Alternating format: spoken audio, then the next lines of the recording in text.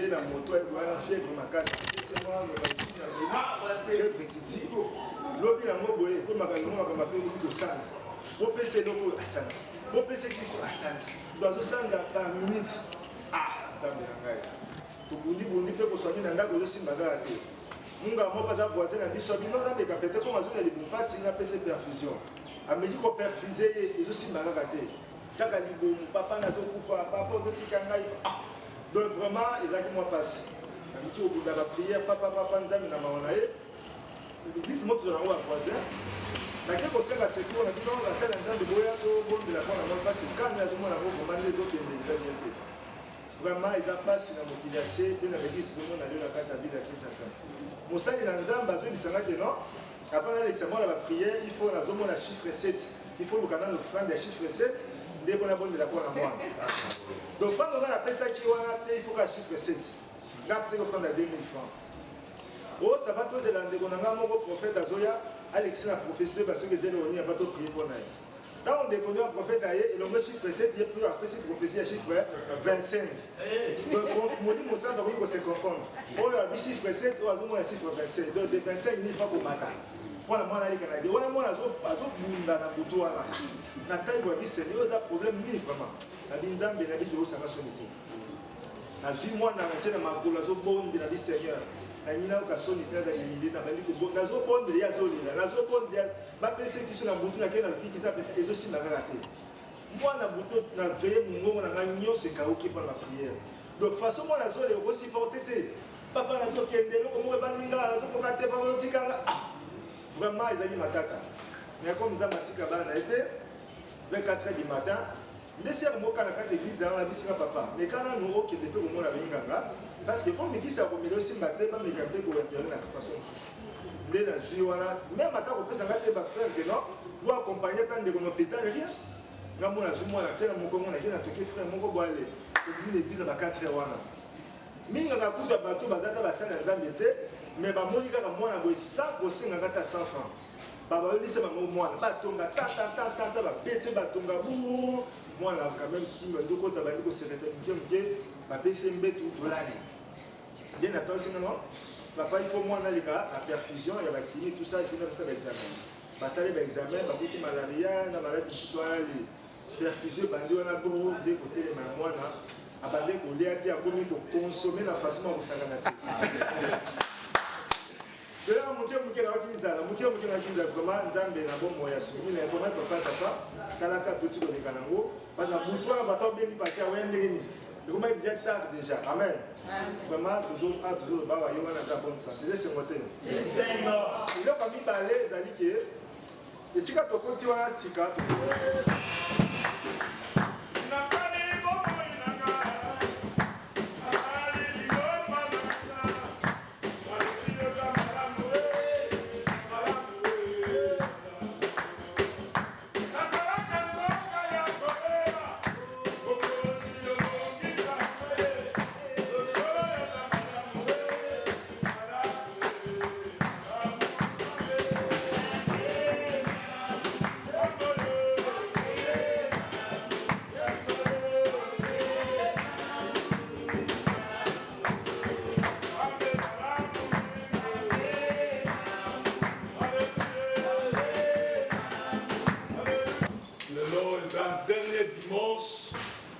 mois de janvier,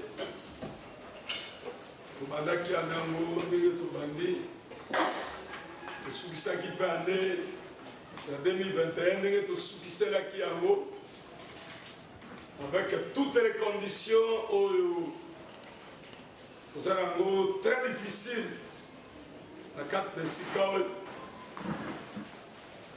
na Nzambe atiki biso te. Olobi amen. Nzambe atiki biso te. Tobundisami tellement makasi mpona esika oyo. Eza bandeko mosusu bazokamwa ntango nazobetela bango masolo ya makambo eleki awa nana ndenge tobandi batravo mosusu oyo tobandi awa bazokama babi me eske bato wana bakozala mpe la complicité na bato bazala lopicoteur. Comment expliquer condition bozawana na position bozawana mais bato va décider kaka bolongwa na biso bolongwa pas est-ce que par cause de la complicité ya bato mabe kotoyo te hein? Comment expliquer ça? Comment expliquer ça? Mais je crois que na évité tant mususu nga français on a eu un malamu te na ba malheur quand mususu quelquefois le malheur est bon. Alors bon malheur tant mususu au monde a dit pour l'année mais Dieu sait pourquoi il a permis et tant mususu dit kambaboye ça. Le bas amen. Amen. Sans mettre à temps, mettre en circonstance, c'est celui qui gère toutes choses. On m'a dit, qui vous partagez la moussa dans le Morolobi. Le yebi na batanto église dans le traversé boulou.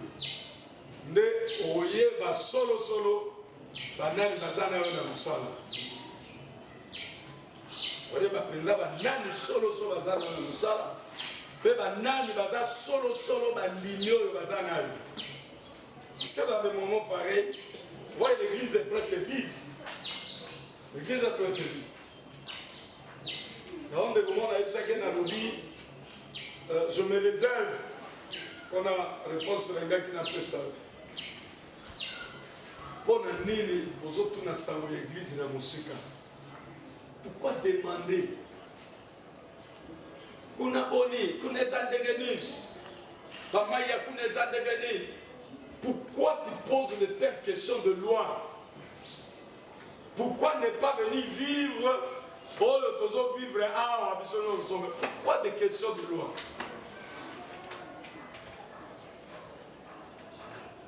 Et si réellement les églises n'a pas, pourquoi tu es absent? Pourquoi tu ne viens pas? Moi je crois que c'est ça le problème. Trop de négligence et quand il parle à la ressources,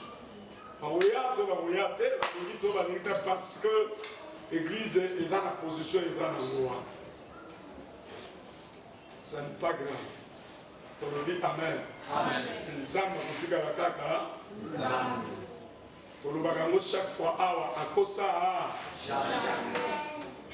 oh, nous sommes lobela biso. Nous sommes ça. À moins alliance, oh, ngana yeto sana ngo ngai na bebisa alliance wa. Amen. Na soki na zo battre l'alliance. Oh, nous sommes nzamba roba a obisa. Amen. Alors je crois que tous autres ont bonne note. Vous êtes là. Nous sommes aux témoins. Où sont les modérateurs? Oh, il va les grands modérateurs. Asawa. Dis-le-moi au Bosomo. Ils ne viennent pas et ils sont toujours absents. Na ba raison oyo akomoko bayebi wapi bayebi misusu oyo bazalaka awa bazoya te na ba raison oyo bino moko boyebi. Après on fait sa faute de bain ndenge nzambe azomema biso na ndenge makambo nyonso ekosala quand tu vas venir demain quand les choses sont na chaîne va nous modérer. On a crise avec mon modérateur, je ne sais pas. Après, sans lobby, tous les zones en or, dans le moment où nous avons traversé, ben je pense que petit à petit, nous évoluons. Ce qui est au monde que nous avons évolué, c'est maintenant la chose que nous avons évolué. Amen. Benzambe, ayebelo onina kosala, la katuana. Nzambe akokokisa kosala na kati wana nzambe moto ayebi. Mais moi je prends bonne note. Nalingi yo pe o prendre pe bonne note. Est-ce que tu yokani? Amen. Vous comprenez qu'avec le langage na nga? Amen. Merci. Nzamba zo lokumu po janvier ici la terre ici. Et janvier oyo ayebisi bino que na janvier oyo cas ya ba décès et salami et les nanenga au salati. La mort subite, la mort de ceci, la mort de cela, il y a beaucoup de maladies, il y a des accidents, il y a des choses où le salami na janvier où nanenga au salati. Mais ça malola na mawape bolingo na ye atiki biso te. Tolobi amen. Zambe na mawape na bolingo na ye atiki biso te. To 6 janvier. C'est le dernier dimanche. 6 janvier. Tozokoba na baoyo bazokoba na biso. Baoyo pe bazozela to ton étage to bomisa makambo nyonso po bazonga. Tozotala bango pe kaka. Amen. Nous évoluons. On a pas mal les âmes, les actes, les âmes à soumis au 6 janvier. On est long à terre. Il faut mes araki makasi. Quand il y a malade, des araki makasi, les araki pe makasi. Parce qu'il y a beaucoup de fil, de belé. Si quand monsieur c'est quelqu'un qui n'a comme pour intervenir, il n'a qu'à intervenir. Les âmes de wana, à tiki bisoté, et sali qui est au 6 janvier.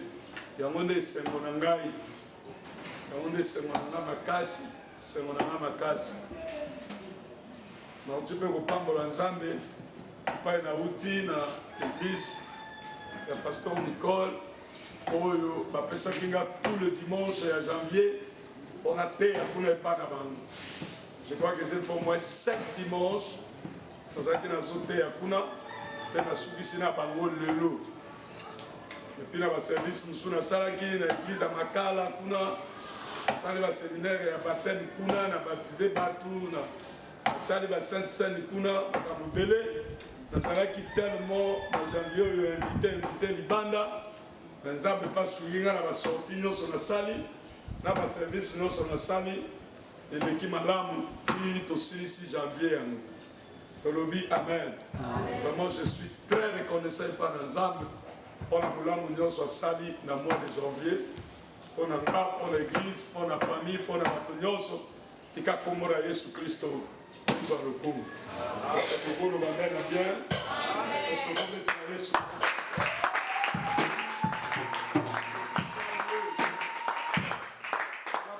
Je vais ensemble, toute l'église, pour adorer ensemble. Tout comme ça y est, tout pamboulaye ensemble. On a le mois de janvier, mon bimanega boulé. Zamboyo, Zambe Malamu.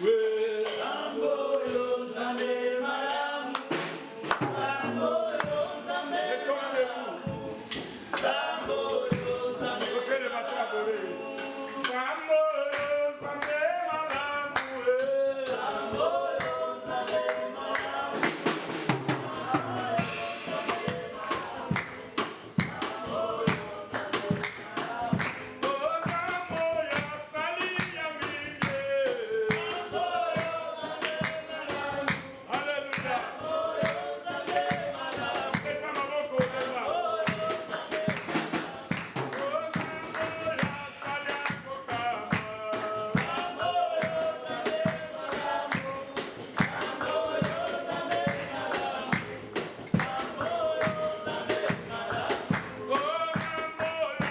De 89 ans, l'Éternel apparut à Abraham et lui dit: sois intègre. J'établirai mon alliance entre moi et toi.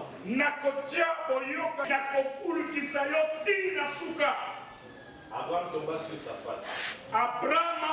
Et Dieu lui parla en disant: voici mon alliance.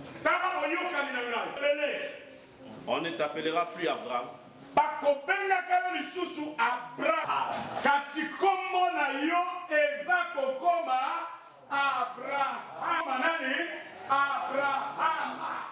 car je te rendrai fécond.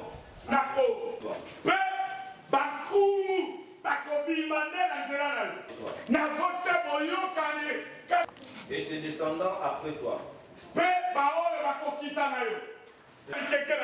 Ce sera une alliance de perpétuelle.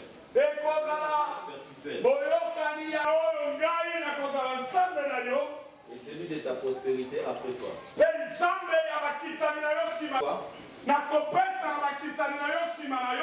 Le pays que tu habites comme étranger. Et je serai leur Dieu. Dieu dit à Abraham. Que tu garderais entre moi et toi.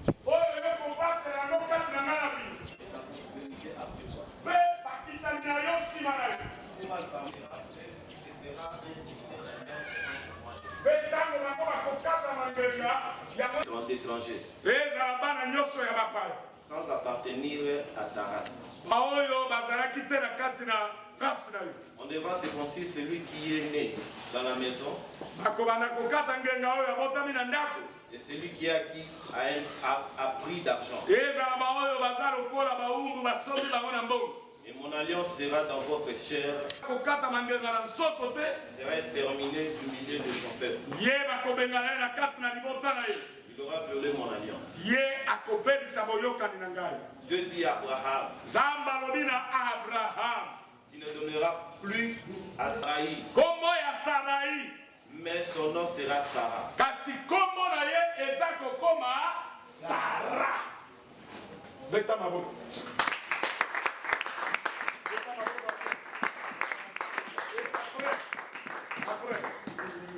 Après le nom de Sarah, je la bénirai. Et je te donnerai d'elle un fils. Je la bénirai. Et elle deviendra des nations. Les rois de peuple sortiront d'elle.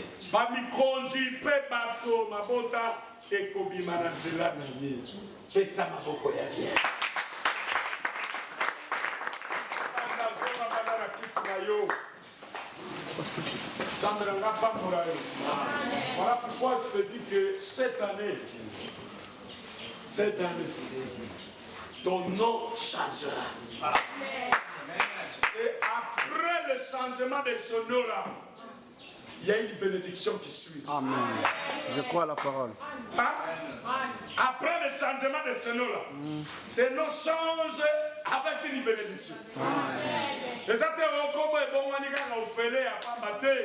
Comme ils bon wana sima na ngoli lipamboli. Et quel est lipamboli? Lipamboli ya kabakata. Si tu crois ces choses, acclame le Seigneur. Amen. Acclame le Seigneur. Amen. Alléluia. Amen. Abraham. Zaki kombo. Mais Nzambe po akokisa makambo ya lobaki na ye. Pe asalela ye lisusu ya ebele. Po asakolela ye lisusu tata ya babikolo. Oyo na nzela na ye barua bakobota. Oyo na nzela na ye banation ekobota. Il va devenir le père des nations. En lui sortiront de rois et de peuples. Il ne pouvait pas rester avec le même nom d'Abraham. Il fallait qu'il y ait un changement de nom. Nous venons amener à ma case. Il fallait qu'il y ait un changement de nom. Et Dieu lui dit désormais, par contre, moi, je suis Abraham. Mais comme on a eu commis Abraham. Est-ce que quelqu'un croit qu'en 2022, son nom changera? Je crois à la parole. Hein? Est-ce que tu crois à cela? Amen. Alléluia. Amen. Ensemble, il y a la Bible. Il est le même hier, aujourd'hui, éternellement. Amen. Il y a quand même la Bible, Malachie 3.6. Malachie 3.6.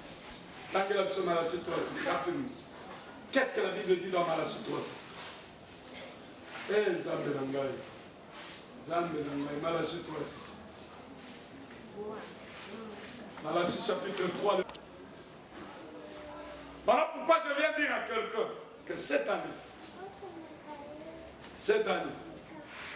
à moins que toi-même tu refuses, mais si tu ne refuses pas, et si tu es d'accord, laisse-moi te dire que ton nom va changer. Amen. Ton nom va changer. Amen. Et ça, l'appellation, mais cette année, on comme une appellation. Amen. Si on dit que c'est la bonne. Si on dit que c'est la bonne. Si on dit que cette année, l'appellation va changer. Amen. L'appellation va changer. L'appellation va changer. L'histoire change, l'appellation des noms aussi change. Et ces noms qui changent là, les hommes comme les hommes dans la dimension, il y a Nicolo.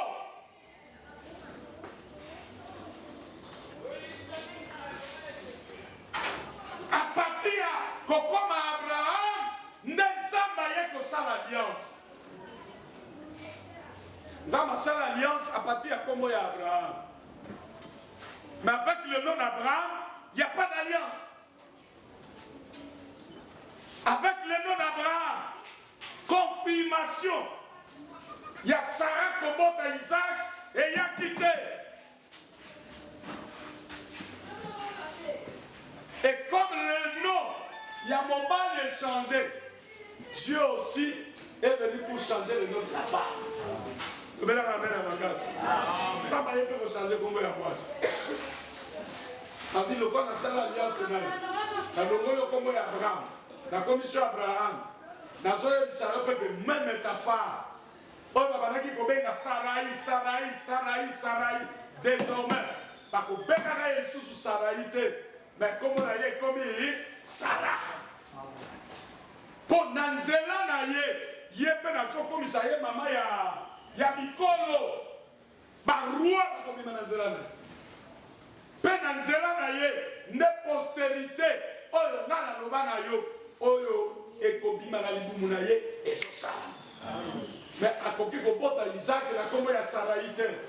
Pour abota Isaac, il faut comment la changer. Et comme Sarah, pour Isaac abota Nanzana. Amen. La seule chose qu'il y a des promesses que Dieu t'a fait. Vous avez ma promesse que nous avons salé là.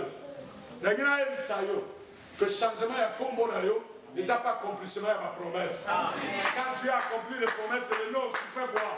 Les noms aussi changent.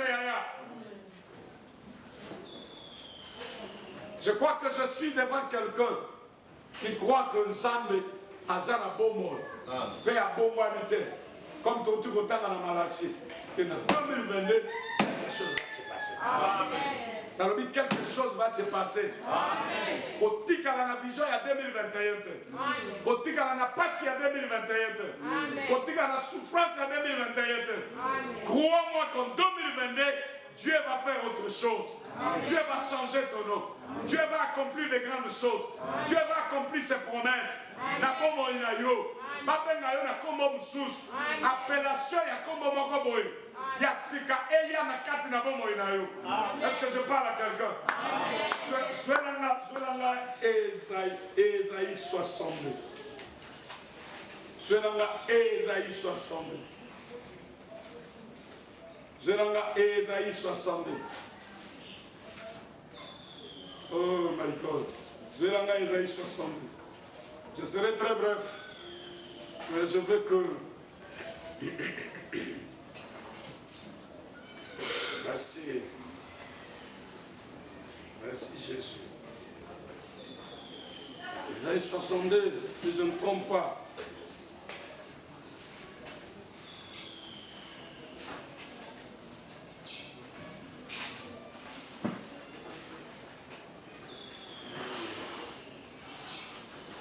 Esaïe 62, pendant la première verset, pour ceux qui attendent.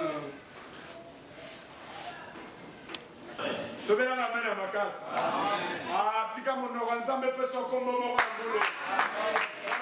Oranzambe peut sa yo combo mon boulot. La lobby na mula oyo, na 2022 oyo. Attends le col à janvier ici.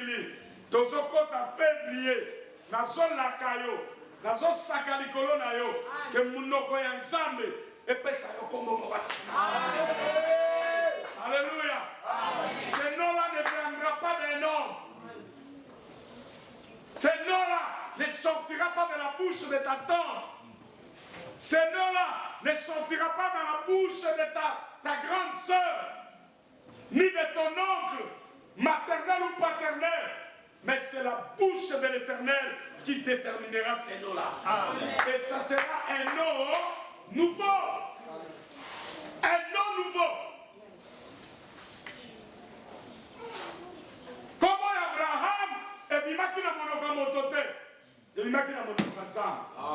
Comme Sarah, et bimaki na monoko motote, et bimaki na monoko nani ya nzambe. Ya yo pe kombo. Oyo ezobongwa na wana. Et bima na monoko motote, et bima na monoko nzambe.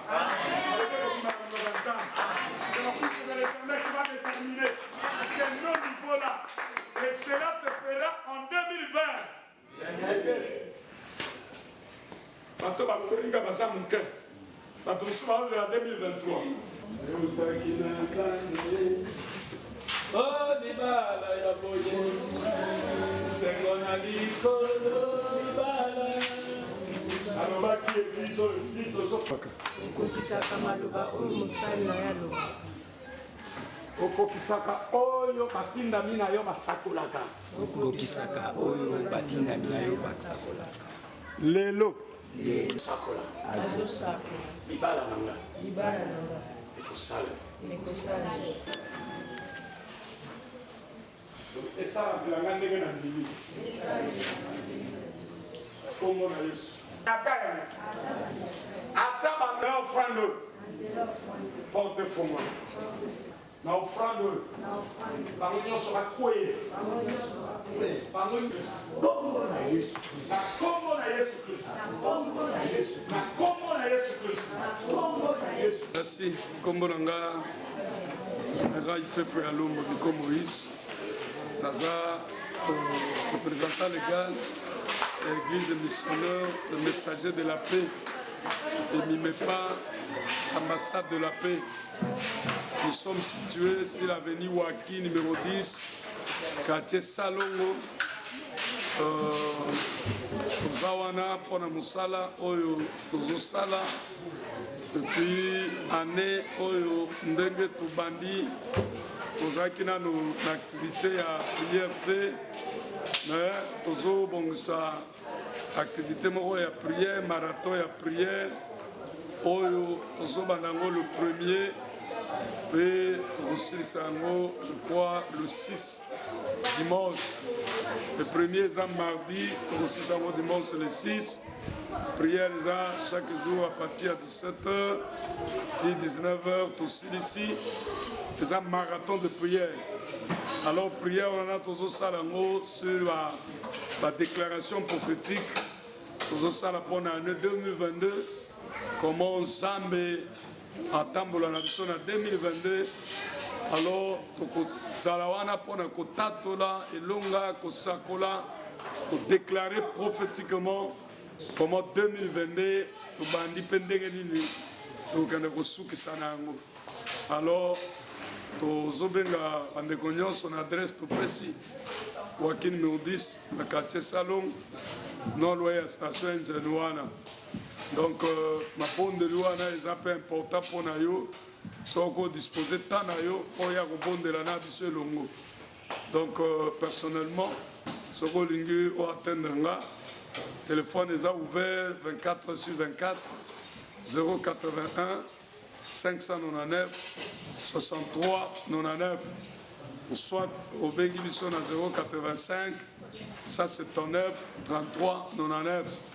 Pour Awana, la programme et la prière, c'est important pour nous, pour moi, Nzambe, aux Alawana, pour être année où Nzambe a tambula na yo malam, abundela yo pa longisa yo na makambo ebele. Donc voilà, programme ya mukuse tozana ngo ya ngwana. Mais année na biso yo to déclarer en 2022 les années il y a changement il y a histoire et il y a changement il y a makombo. Nzambe a changé ki kombo ya Abraham et koma ki Abraham a changé ki kombo ya Sarai et koma ki kombo ya Sarah. Tozo croire que na noyo Nzambe a changé ba kombo na biso pe Nzambe a changé histoire na biso. Kolo apambola mutu nyonso oyo akozwa occasion ya kolanda biso. Merci beaucoup.